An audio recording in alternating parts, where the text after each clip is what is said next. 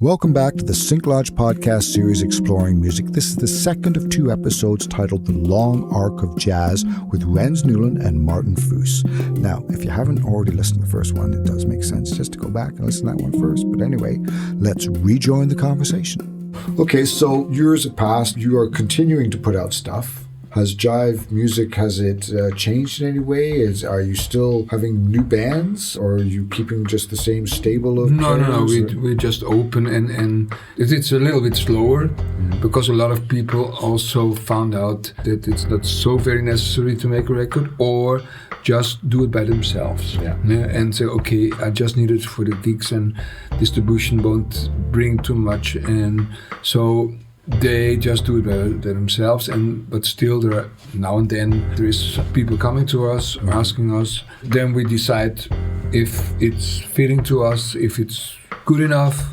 and they say, okay, we do it, and we make for every artist, we make like a contract that's interesting for both, so that we don't lose money too much.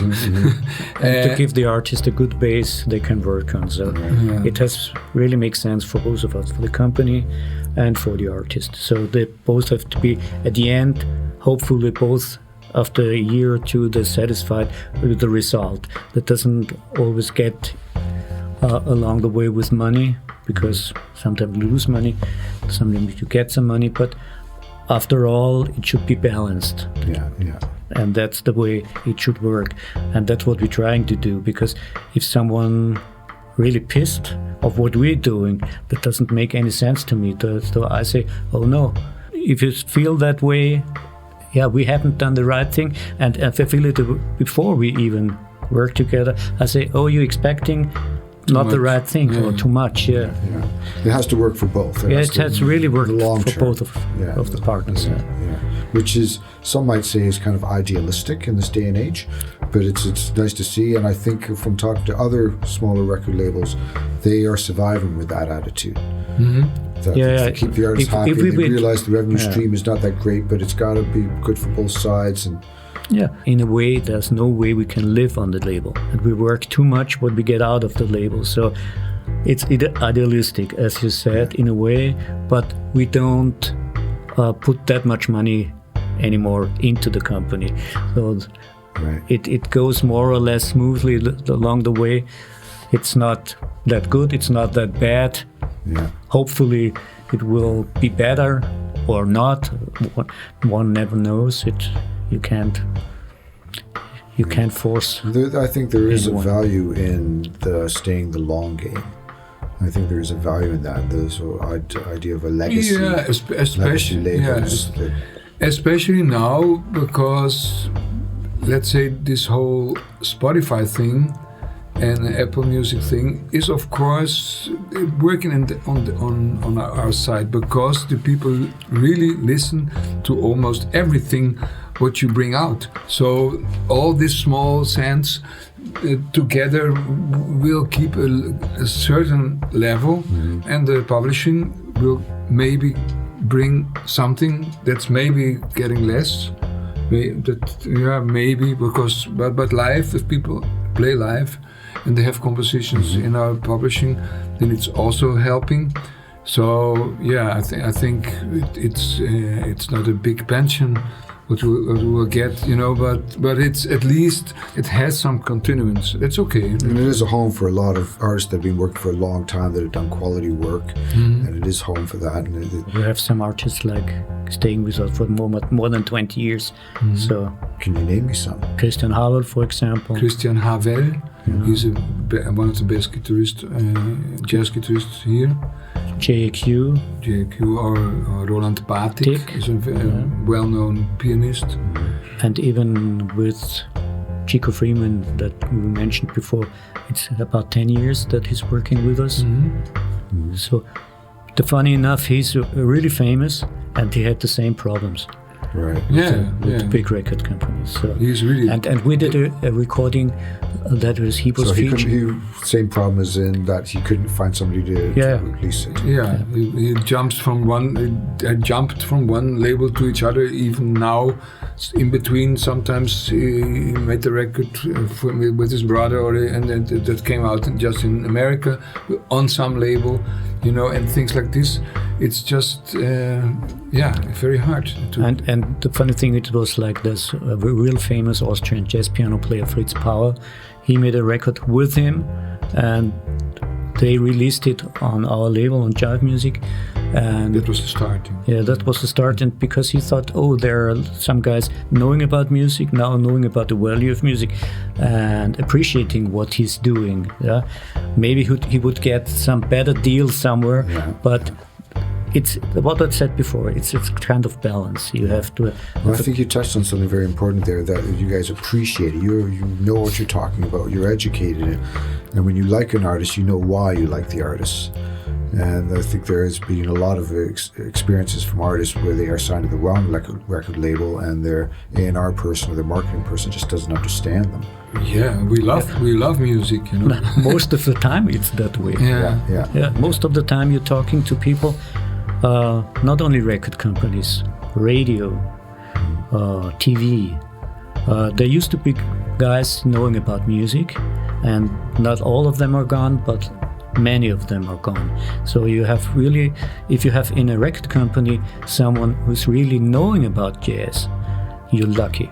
Right. And there are some labels like really just specialized on jazz, like ECM, for example. Yeah, there's one guy. He's now very, very old. I don't know what happens if he is gone. Right. And he has one of the best-selling jazz records ever, like Cologne Concert from Keith Jarrett and stuff like that. They're putting a CD out each and every month or something like that. So, what will happen to that label if the guy is gone? Right. Yeah, because he's the guy that is the anchor in there. It's not so easy. And I would expect that there would be somebody. Yeah, sure, because it's the company. Hopefully he's been training up. He's been a mentor for somebody along the way. And sometimes it's in record companies like that. Even in jazz clubs, it's that way sometimes. Yeah, if the main guy leaves the club, you never know if the right one comes. Knows what he's booking, and you never know. Well, I've experienced that. I'm sure you guys have too, where you booked into a place and you realize this guy he's never really listened to what we're doing. We're not really suitable for this place. And that happens a lot. A lot of times, actually. So are there any artists now on your radar that you've recently released, or just on some other label in the jazz field that you've come across recently that you're excited about? That's maybe not so known. I know many musicians not so known that I really appreciate hearing and listening to them back and forth. Have you ever heard about Benjamin Herman? No. And Dutch, by the way, alto player, a real star in his country. No one in the world knows about him. I keep insisting playing my students because they never heard the name even before, and that happens a lot. The way it's like there are young guys coming up. That's so strange now, because it's really so everybody you meet, and they know you're a musician, and they say, "Hey, you know this and that," and you don't know it. And you 100 times in a year, people ask you, "No, I don't know that," and I ask you, "Do you know this?" And so, it's already too big. In the moment, I'm very excited about Snarky Puppy. Snarky Puppy. Yeah, there's the name could be from the name you. Sounds fun. Yeah, name sounds fun. Snarky Puppy. That's a great jazz band. It's like 30 people actually, but it's 9 people or so. But if they need strings, then suddenly there are strings, and if they need singers, there are singers. Basically, it's even an instrumental band. They're crazy popular now. I saw yesterday a new video, I think. It had already 2 million clicks, It's middle young people, like 30 or so, and they're really on the way, and they're really... What kind of jazz is it? It's also like fusion jazz. Fusion, soulish. And I had the chance to meet Michael Leach. He's the mastermind of the band, and and they had a workshop at the university I work on, and it was very interesting. The most important thing I got was like, all these guys have been studying at North Texas College, and they tried to make career and to make up the band working for 2 or 3 years. At that point, when they decided, oh, that never will work, at that point they had that lucky moment, it started off. And it started off because of the internet, because of some YouTube things going on. And that was the actual starting point. But they worked for 3 years for no people, playing tours, having no audience. They had something like luck. Just luck, yeah. Just luck. But it was a school project, actually. Yeah, it was not a real school project that would meant that like teachers involved. No, it was the best students getting together, the collective. Yeah. And how the work is very interesting, because even in getting new things, it's a collective. They writing out ideas, producing out ideas, sending it to each other before the first rehearsal, and everyone has to know it by heart and has to make up his mind what's his look at the music, what are his ideas. And then they meet and rehearse for a very long time and put the things together. Try what works, try what not works. It's not Michael Leach project, it's a project of all of them coming together, and that's the same with the horns and the same with the drummer and with the keyboard player, and it's very a real collective. So it's a real collective. It's not like normally there's no democracy in a band. Sure. And they even have in the creative process something like democracy, because everyone, if he wants to write a song, he can write a song. He sends it to everyone learns it by heart, and then they get together and make out something special out of it. And everybody, when they're learning by heart, they come up with what their voicing would be, what their maybe how they'd approach it with their instruments. And then I can imagine that's a hard point, because everyone thinks, oh, my idea is so great, and the other one thinks it about the same way, and they're coming together. But if like from 10 ideas coming together, there might be 2 or 3 great ideas. And as long as everybody is cool enough to say, okay, that's the better idea, I accept it. I accept it, and a majority consensus sort of thing, right? And the guys are very cool, so it's no, they have a huge career and they're cool. They're no way. It's not their egos. It's the music first. It's like they're. It's not that the most master crazy improvisers. They're very good musicians. They are better musicians in the field, but they are very good. And together they're even bigger. That makes a collective stronger than the single artist. And that's part of the success. That's very interesting. Cool. And then there's a guy, Jacob Collier. You know him? No. It's also one of where I get crazy about. He's like way too talented. You can't imagine that somebody can be such a good musician and singer and bass player and drummer and percussion player and guitar, and he plays everything. And he's funny. He's very entertaining, and his musicality is like incredible. He was. It's interesting. You can Google him or whatever, and people that listen can take any video. It's always crazy. It's always impossible how good he was. A young son of also a music teacher. I guess opera singer. And he was in his room, and there were all kinds of instruments of his dad and whatever. He was always alone at home. And from 11 or 10 or even before, he started trying things out. Just playing with them, and then he came just the right time. This was the right time, in the point that everybody can produce with the laptop and with iPad, and he made videos of himself. Yeah, that's part of his success. Yeah, so totally alone.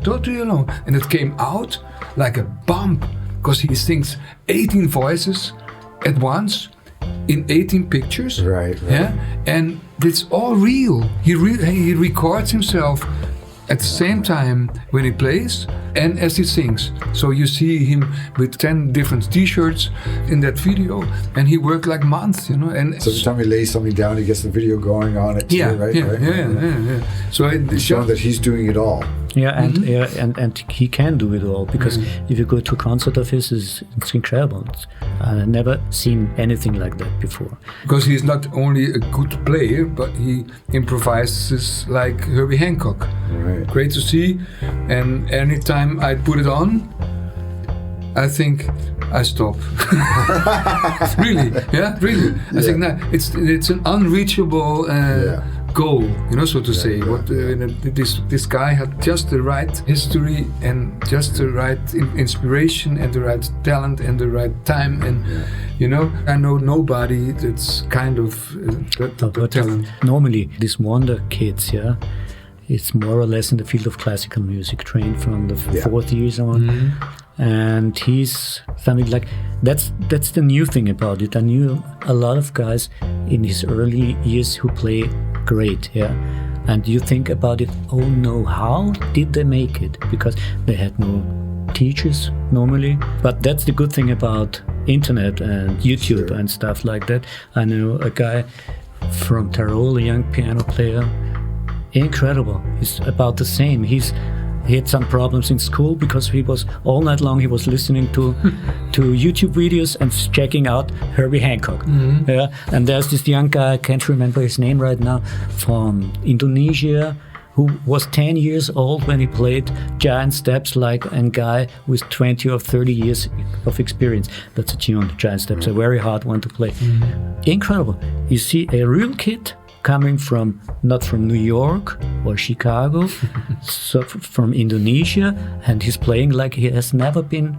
He's never taken a lesson. He's just gone online and looked at just YouTube videos and all that.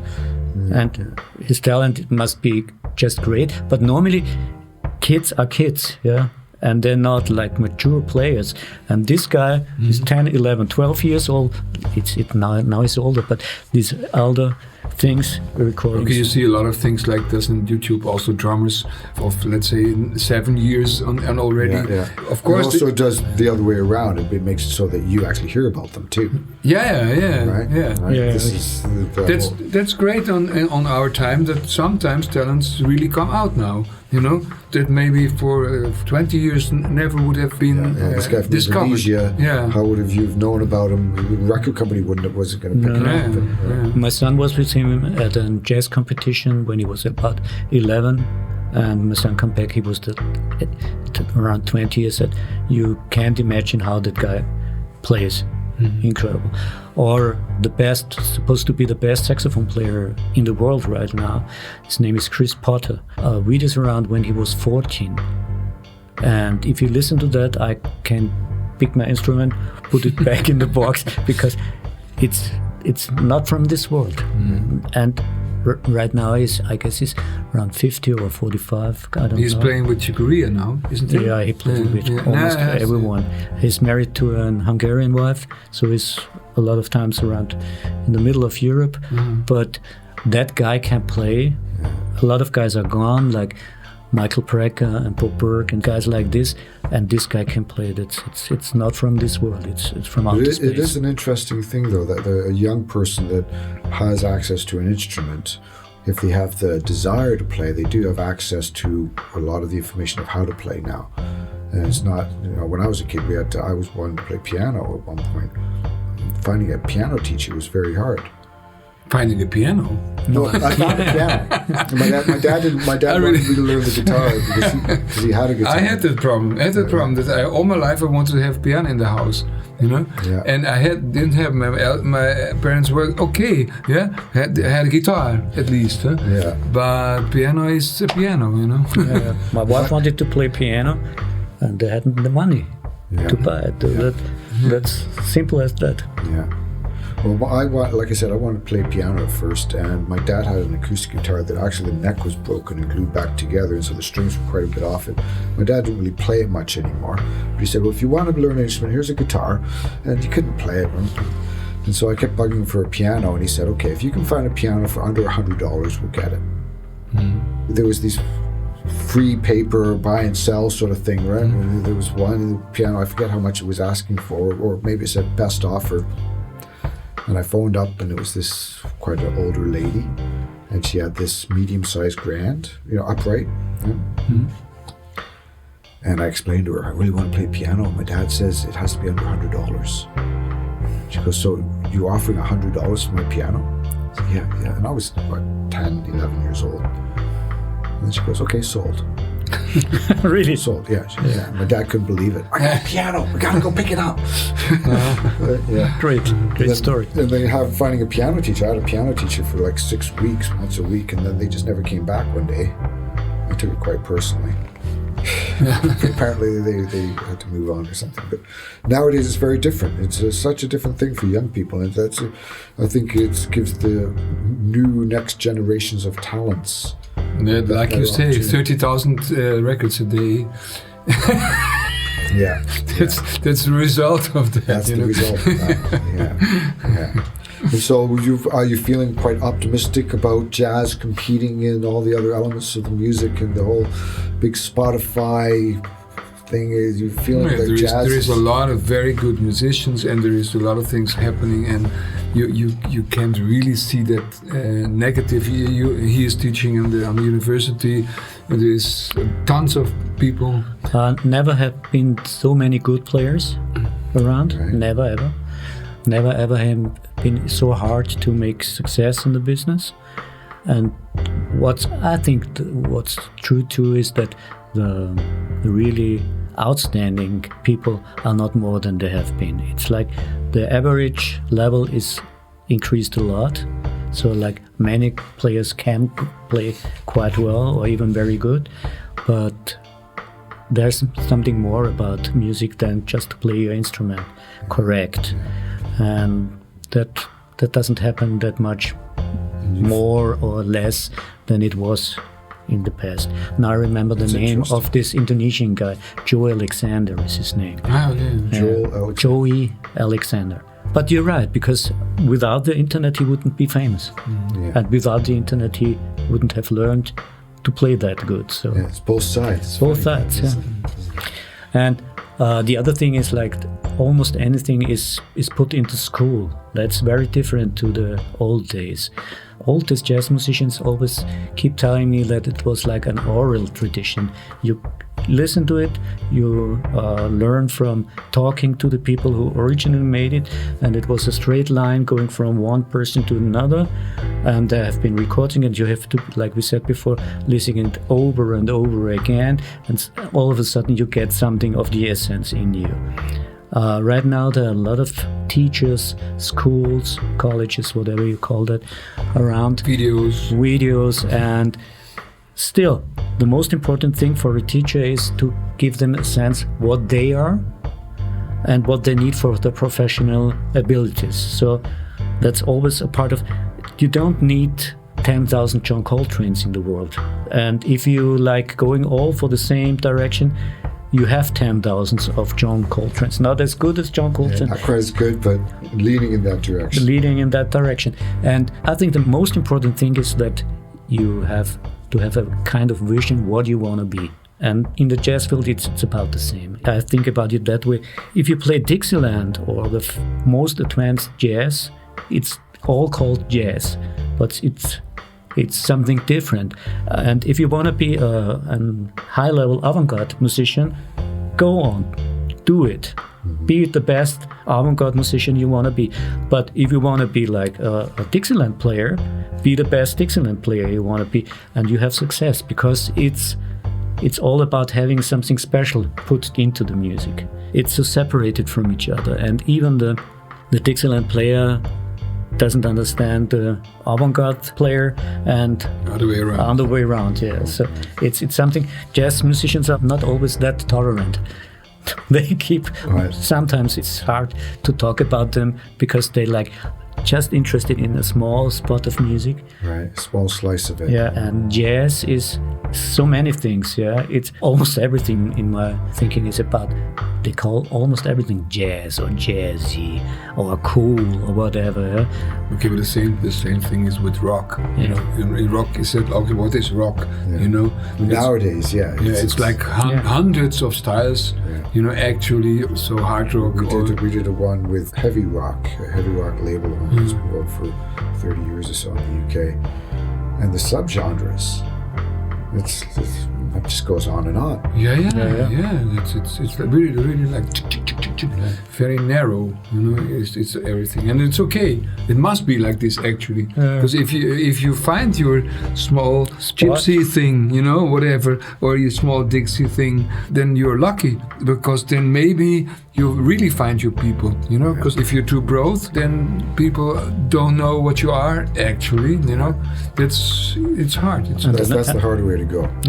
And another thing happened, like a lot of great jazz musicians actually used to be studio players till the 80s or 90s, actually till the 80s, and that kind of work is not existing anymore. Why not? As I said before about Michael Brecker, he was one of the most recorded guys ever. So why isn't he being recorded anymore?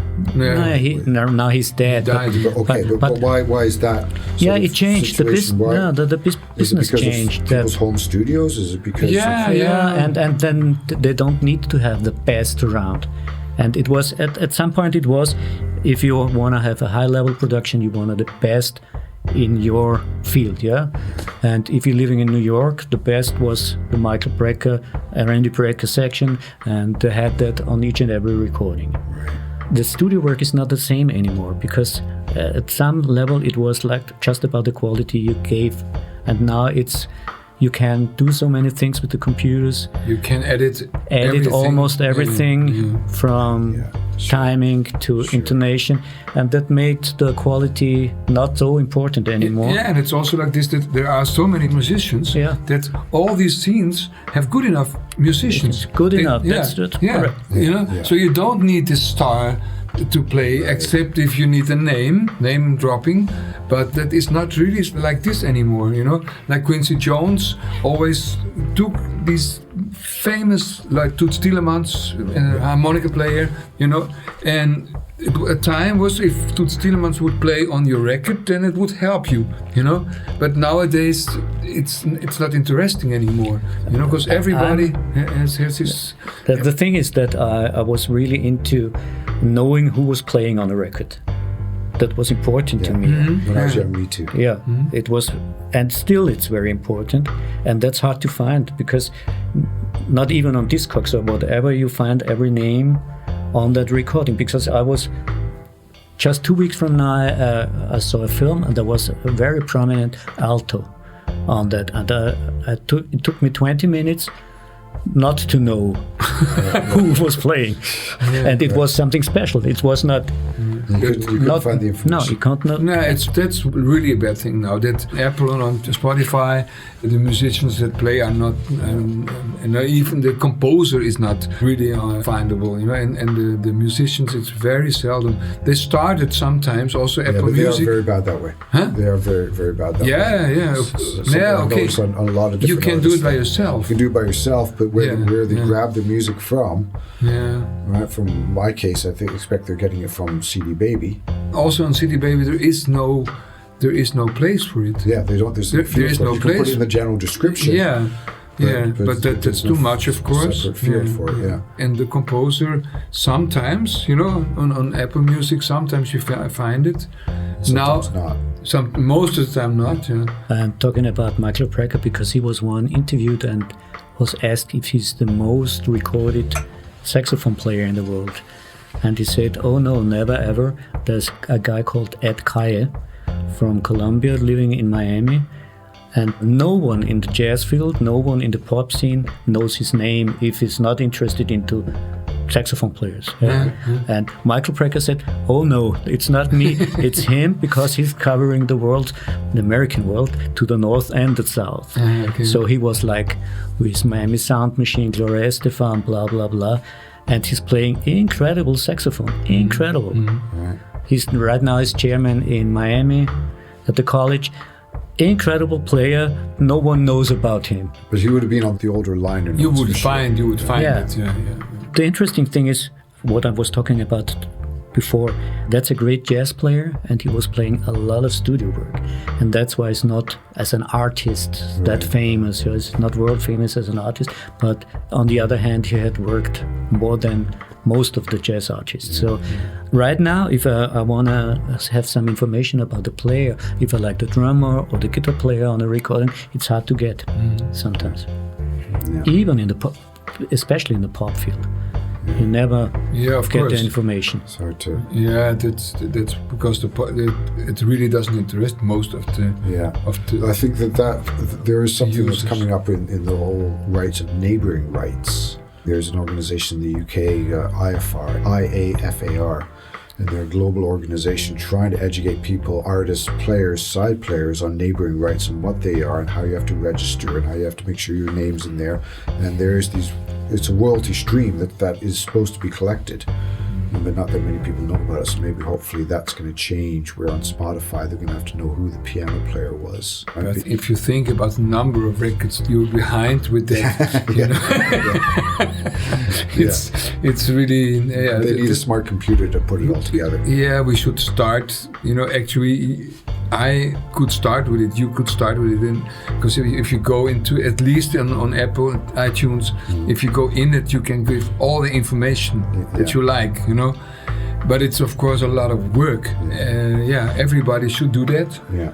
Discogs is still very interesting because that's really fans that really write. You know, I even of my records I find people. Okay. That guy really played, or that guy was really the technician on my records, you know, from Holland or whatever. Yeah. So that's very good.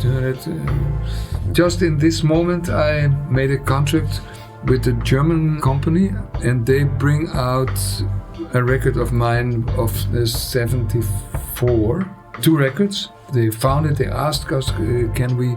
That's still happening. That's because you don't find that record anywhere. You know, maybe in YouTube, little Discogs. There you find it. You found it. Yeah, and so really, they don't need even the record. They just go in Discogs.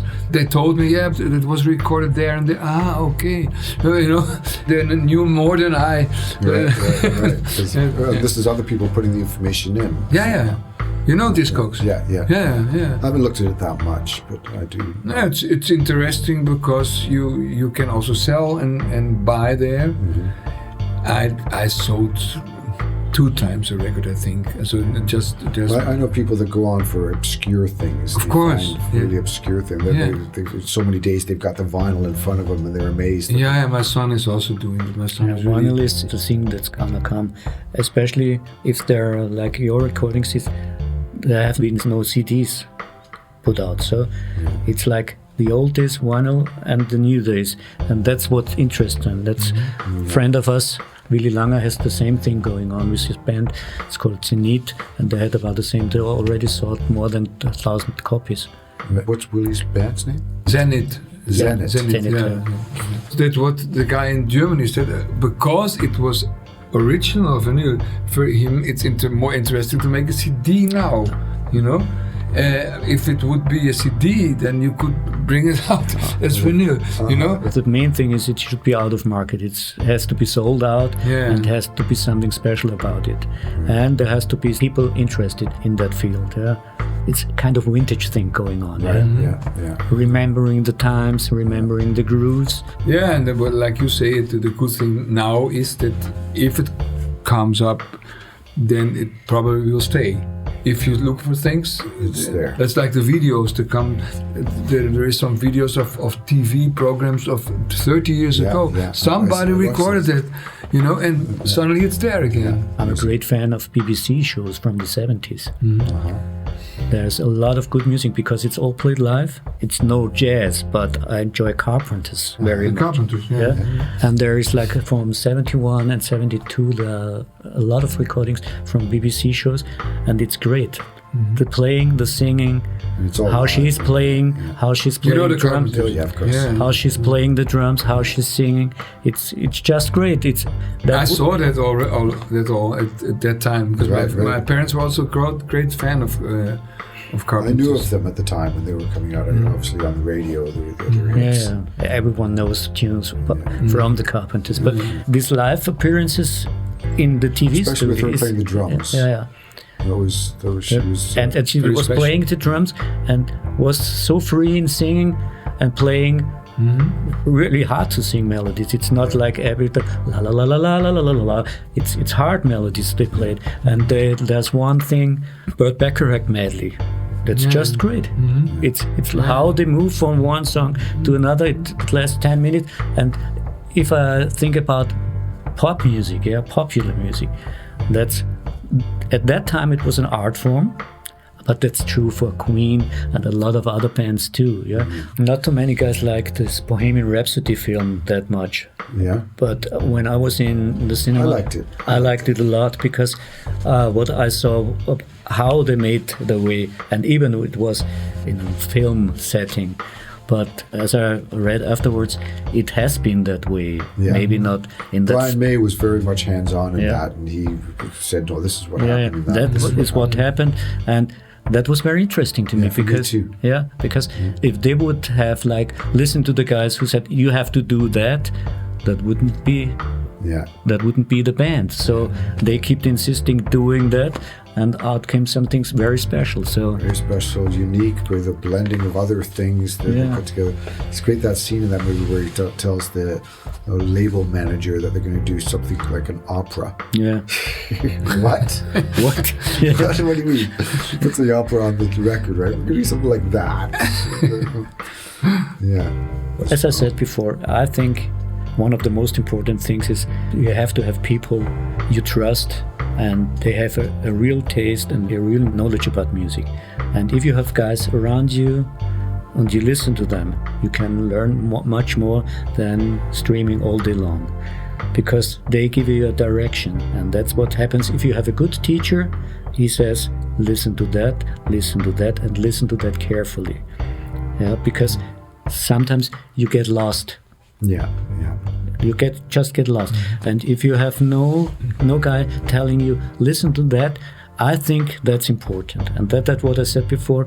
If these radio producers at that time, talking about the 70s, early 80s, wouldn't told me, listen to that, I would never listen to that. So at that time, there was no access to all the music in the world. Right now, it's difficult because there's access to all the music of the world. So where to find the music? You think it's your kind of music or your style or your... Even as a fan, it's hard to find something that's really yours. In line with that, maybe we could finish up by a bit of advice for young, aspiring musicians that want to play jazz music and they have a certain style of jazz they really love. Any advice? The only advice I really can give all your heart and all your energy doing that. If you're thinking about it that way, I don't know if I can make it. I don't know if I make any money with it. And the parents keep telling me blah, blah, blah. Then you shouldn't do it. You have really to burn for that. You have a real desire to make it happen. And even at some point, you have not this success you expected or you hoped for. You have learned how to work.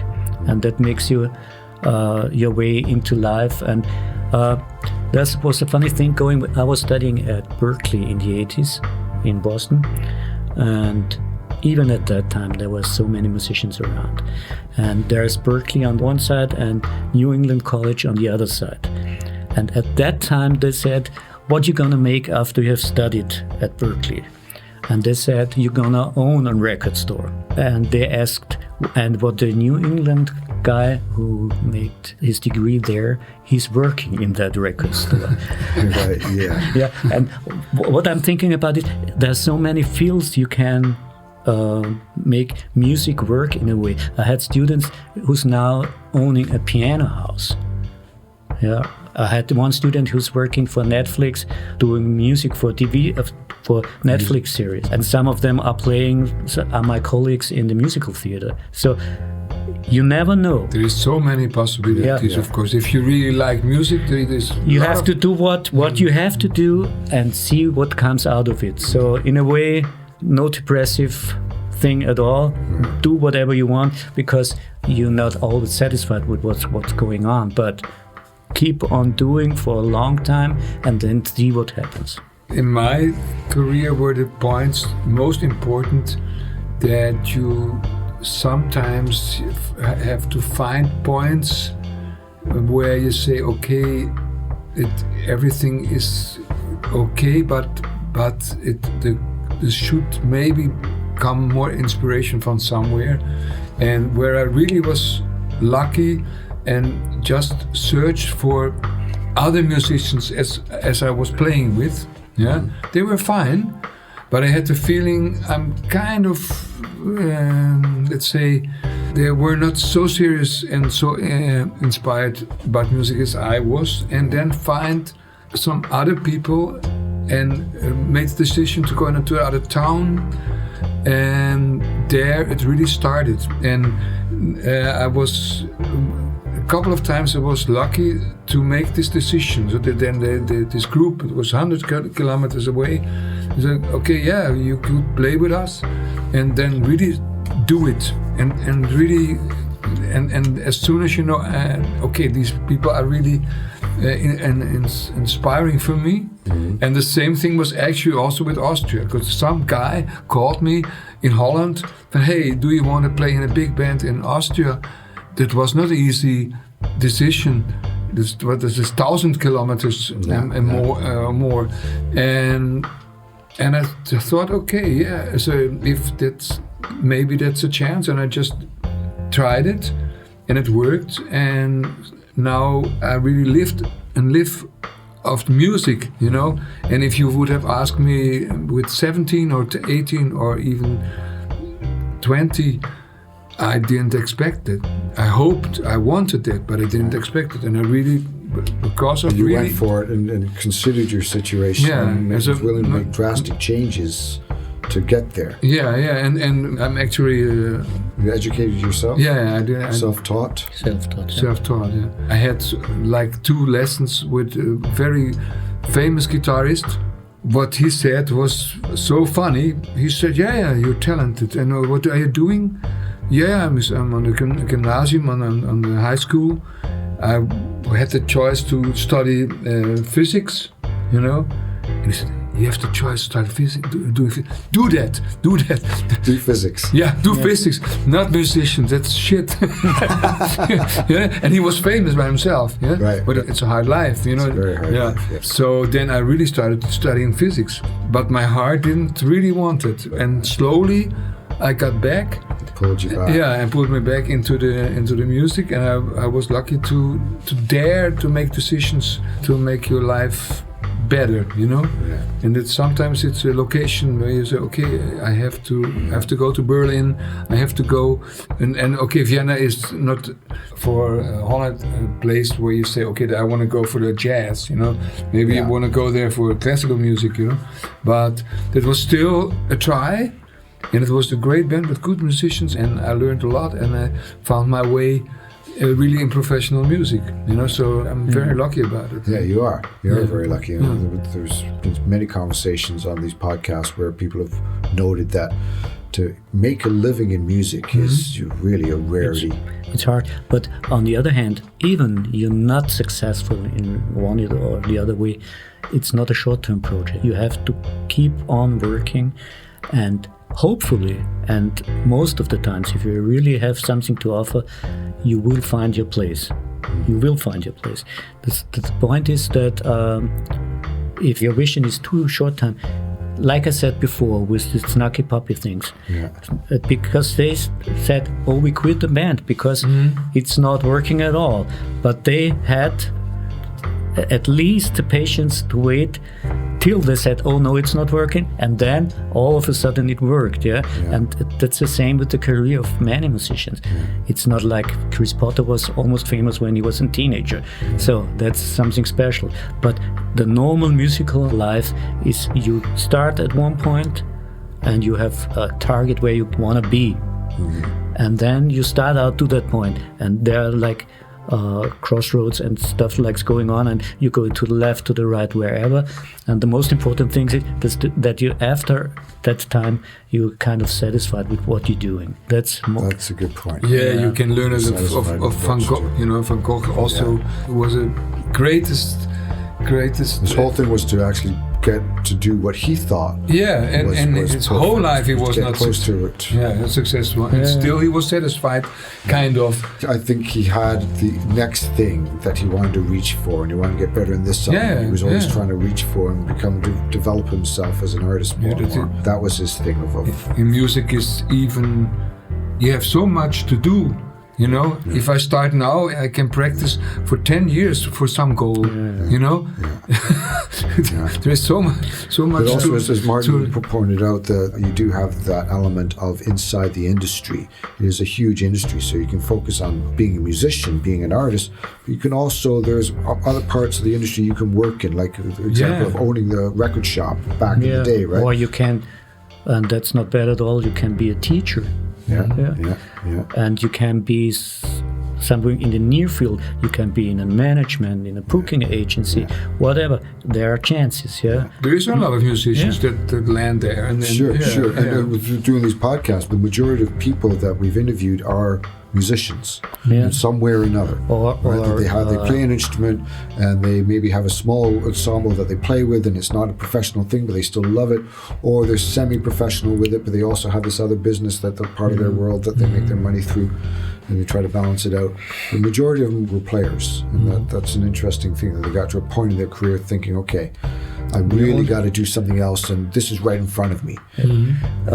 There's one thing, journalists sometimes are a hard thing, because if they want to be musicians, their critics is sometimes hard to read, because it's most, if you never had the chance to be a real musician, and then you have to be something to write about music, some crazy things coming up. Yeah. Do you mean they get over artistic with over critics? And they have a thing, a musician never can be so narrow, and a journalist can do that easily. He can make his decision on a concert, and that's the greatest concert, or that's absolutely crap. So he can write that, and maybe his newspaper readers appreciate that. Maybe that's his. If they know his flavor, his attitude, or her attitude. No, but also even if he said it is all crap, they also like to read it. Because it's something entertaining to them. Entertaining, sure. There are people that make careers out of doing even that. Even bad news are good news, and even bad critics are critics that entertain some people. Yeah, that's a funny side of it. Okay, any last thoughts? But I think we have come around quite a bit. I think there's been good advice. What I keep telling is jazz is not dead, it just smells funny. And that's what means to me that jazz never will be dead. It's always a movement, and it stands for musical freedom, improvisation, and a lifestyle in a way. It's not the normal way. It's compared to a classical player, it's different. That I know for sure. Right. Nice. You're also a rock player or a pop player. Yeah, nice. Okay, well, let's conclude it there. Let's end the conversation. Okay. Thank you very much, Martin. Yeah. And thank you, Rens. Thank you, You're welcome. Yeah, it's been great. Okay, excellent. We're done. That was very cool. We have come to the end of the second of 2 episodes titled The Long Arc of Jazz with Rens Newland and Martin Fuss. You have been listening to the SyncLodge podcast series Exploring Music. My name is Lionel Lodge, and I thank you very much for joining us. Till next time.